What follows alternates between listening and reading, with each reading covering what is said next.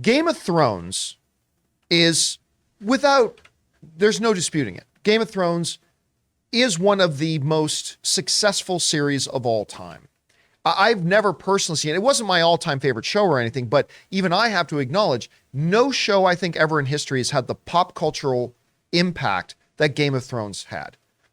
I mean, there have been better shows in my opinion, but it is a show that just completely enveloped all of the pop culture during the years that it was on the air.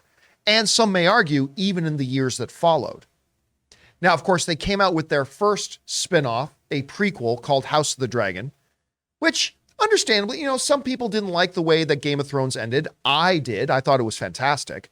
But a bunch of people didn't, and that's fair. And so some people who didn't think that the Game of Thrones original series ended all that well had some apprehension, a little bit of skepticism even. That's natural going into House of the Dragon. Turns out those fears were completely unwarranted because House of the Dragon freaking ruled. That show is unbelievable and had great success. So clearly, the people over at HBO are looking at wanting to play more in the world of Westeros.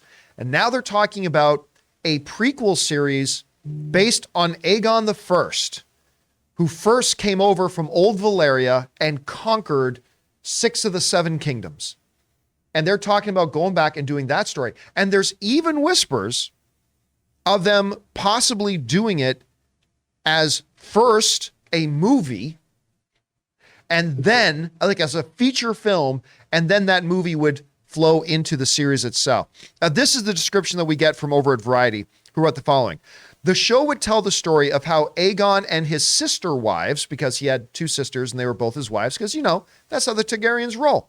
Let's see if I can pronounce their names right. Visenya and Rhaenys used their army and their 3 dragons to conquer 6 of the 7 kingdoms on Westeros, with the exception of Dorne.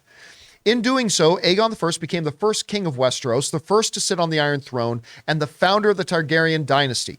Those events took place approximately 300 years prior to the events of Game of Thrones. Now, how far back did House of the Dragon go? Like 100 years? Or? Yeah, so this is a couple hundred years before that. So this would be a few more 100 years before that. Everybody's wondering where we're getting more brother and sister action on TV. Don't you worry. Don't you worry. Aegon is a-coming. Ew, phrasing. Oh, sorry. Uh-oh. No. Out the window. Didn't even mean that. Okay, phrasing, yes. Anyway, don't you worry. Good times are on their way. There we go. So, yeah. So, listen. I am all for this. The world of Westeros and the storytelling that they have been able to do in there with their mythology and all this kind of stuff has been fantastic. And I'll tell you what, going into House of the Dragon, some of my favorite stuff and scenes in House of the Dragon was when they were literally just telling tales of old Valyria and about the families and the bloodlines and the dragons and all that kind of stuff. And to actually go back to that and see that then manifested out, seeing actually Aegon the First and his sister wives, not afraid. Dragon. I mean, that's one of them. Yeah. And, if you woke up today wondering, will I hear the term sister wives? You got today's bingo card. Him and his sister wives come over to do that. I think it's a fabulous idea if they can continue on with the same quality that they did the original series with, that they did with House of the Dragon. They can carry that on. I think this is great. I'm most intrigued by this notion that they may do it as a feature film first, that then rolls into a series. I've not really seen that ever done. I think they were going to try to. What was the one with the Dark Tower, Idris Elba? The Dark Tower. It was a Dark Tower? Yeah. That's like my wife saying, what's that movie with Aaron Brockovich? I go, Aaron Brockovich? Remember, I think they were going to do that too. Remember, they were going to do Dark Tower. I think the original plan was for them to do Dark Tower, and then that was going to roll into a TV series. Dune is apparently trying to make that happen. They've got Dune, although the sisterhood of the Bene Gesserit is going to be held thousands of years before Dune. But this sounds like it's going to be feature film that rolls right into a series. Interesting idea. Anyway, Chris, let me ask you this. A couple of questions. Are they taking a risk of maybe overexposing Game of Thrones and the world of Westeros and all that kind of stuff. And what do you think about the choice to do this specific story of Aegon the First? What do you think? It's a bold story to do a spinoff with TLC about your sister wives for HBO. I love that for them. I mean, obviously, they do have the potential of really running this IP into the ground, but it's what we always talk about. It comes down to character and storytelling. If it's executed well, then it's going to be great, right?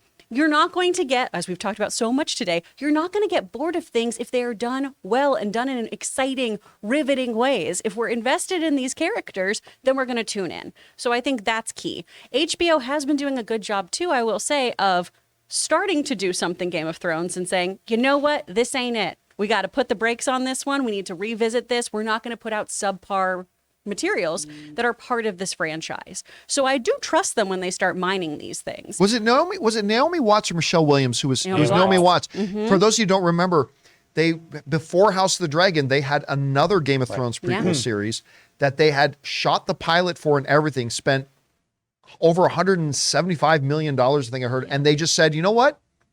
This isn't good enough. And they scrapped it. Yeah. Never saw the light of day. But I love the idea to revisit at some point. Sure. I mean, that's the nice thing. By never airing that, Right. it gives you the option to go back. Because if you put it out and sully it, then you can't really go back to it. No, and Game of Thrones wants to keep it unsullied. The Unsullied. Unsullied are you. coming. Well Guys, Thank you. question is for you.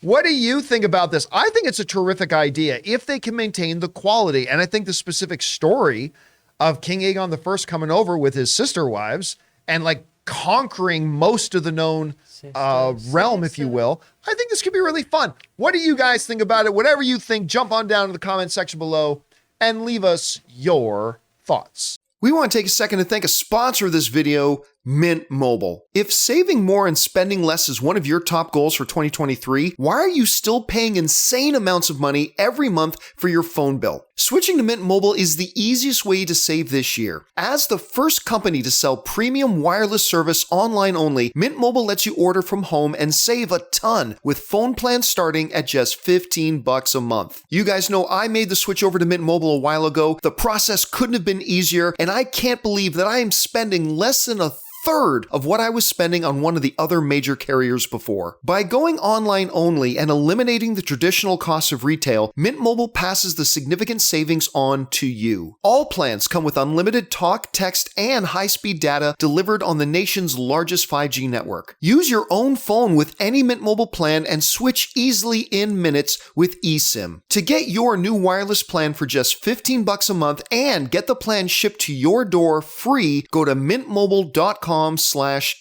That's mintmobile.com/Campea. Cut your wireless bill to $15 a month at mintmobile.com/Campea.